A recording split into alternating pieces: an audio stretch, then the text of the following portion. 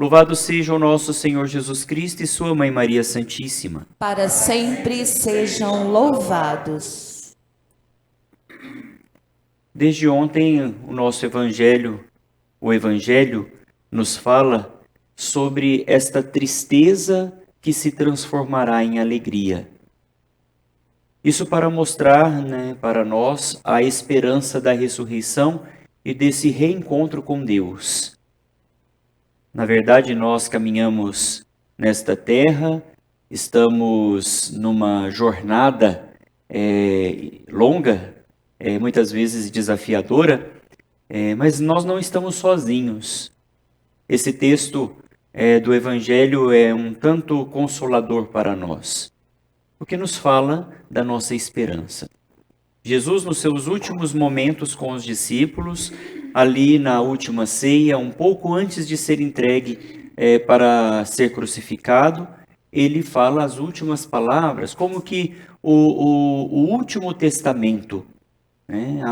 As palavras que vão, na verdade, nortear todos os acontecimentos próximos que os discípulos vão se deparar.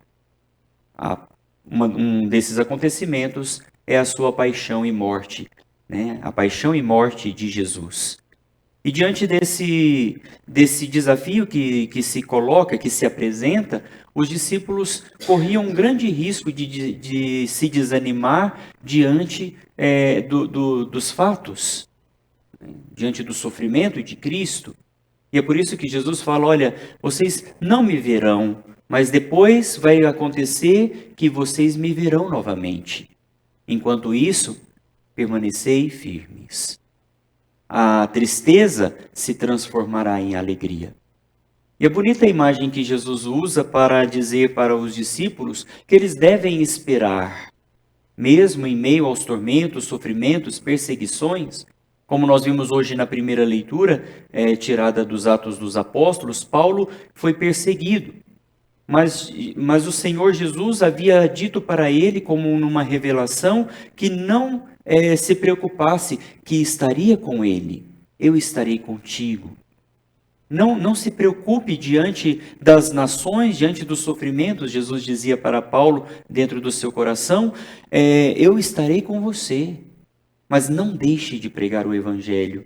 Não deixe de anunciar a verdade, não deixe de falar da palavra de Deus, e nós precisamos seguir esse mesmo impulso da graça de Deus. Jamais deixar de pregar o Evangelho, jamais deixar de testemunhar que Cristo, o nosso Senhor, está vivo. Na imagem que Jesus usa para exemplificar, para dar esse exemplo para os discípulos, ele diz o seguinte: a mulher, quando deve dar à luz, fica angustiada porque chegou a sua hora. Quando uma mulher está grávida, esperando o seu filho, o seu bebê, ela se angustia porque chega a sua hora e é uma hora de sofrimento e de dor. Mas quando a mãe tem os seus filhos nos braços, ela nem lembra mais das dores que passou.